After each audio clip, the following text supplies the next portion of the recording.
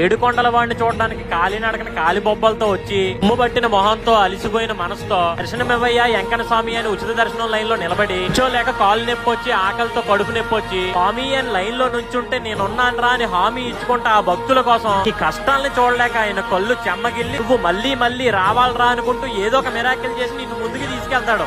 అందుకే ఆపద్ బాంధవుడు అన్న అనాథ రక్షక అన్న అన్ని ఆయనే. ఆంధ్రప్రదేశ్ లో ఉన్న ఈ తిరుమల పేరు ద్వారకా తిరుమల చిన్న తిరుపతిగా ప్రసిద్ధి చెందింది. స్థల పురాణం ప్రకారం ఈ క్షేత్రం శ్రీరాముని తండ్రి దశరథ మహారాజు కాలం నాటిదని చెప్పబడుతుంది. ద్వారకుడు అనే ఋషి తపస్సు చేయగా స్వామివారు ప్రత్యక్షమయ్యారు కాబట్టి ద్వారకా తిరుమల అనే పేరుతో ఈ పుణ్యక్షేత్రం ప్రసిద్ధి చెందుతుంది. తిరుమల తిరుపతి తర్వాత అంతే మహాపుణ్యక్షేత్రంగా ఈ ద్వారక తిరుమలను భావిస్తారు. బాధలో ఉన్నోడు భగవంతుడా అని అరిచిన, బాగున్నోడు బాలాజీ అని పిలిచిన, పలికేది మాత్రం ఆ ఏడు కొండల్లో కొలువై ఉన్న కలియుగ వైకుంఠ వాసుడే. పొద్దున్నే లేచి స్నానం చేసి ఓ బొట్టెట్టుకుని పవిత్రంగా వెళ్దాం, ప్రశాంతతగా తిరిగొద్దాం. ఓం నమో వెంకటేశ.